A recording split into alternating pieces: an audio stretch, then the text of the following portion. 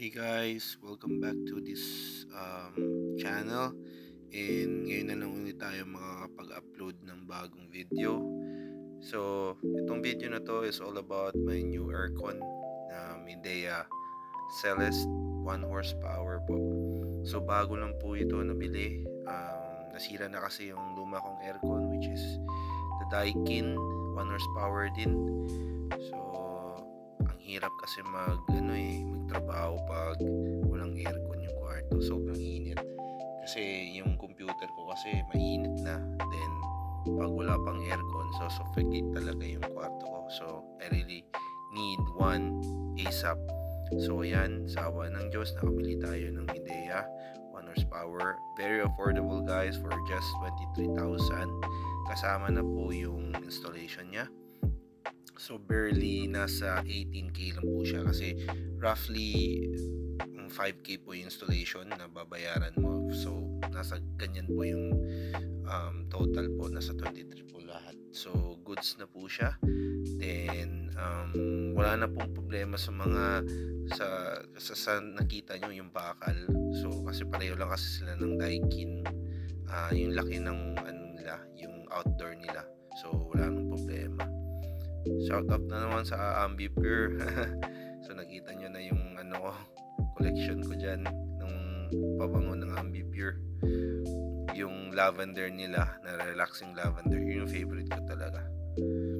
So yan, nakita nyo, yan, ginagawa niya ng bagong connection papunta sa compressor. Ayan na po, naka-install na yung aircon ko.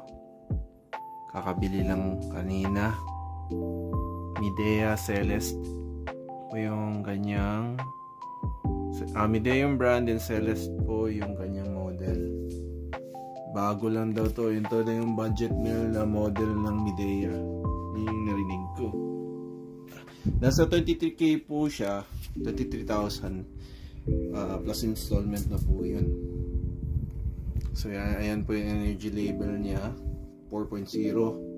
Then yan po yung monthly consumption niya po, 109.35 kilowatt, based on 8 hours of usage.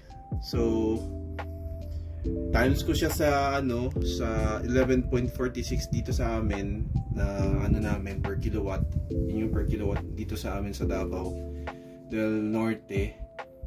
Nasa siya, 1253 yung 8 hours. So ako, gumagamit ako ng aircon pag nasa bahay lang po ako. Maabot po ng 12 to 13 hours. So hindi ko na lang i-compute. So mas malaki pa yung magiging consumption ko per month. So goods pa rin. Siguro nasa 2k siguro. So all goods. So update ko na lang kayo soon. Naya naman ako sa Ambipure, baka naman. Yan yung favorite ko kasi na pabango. Tagal ko na kasi gumagamit yan. Mas marami pa yan dati. Tinapon ko na yung iba. So all goods. Update ko na lang kayo soon.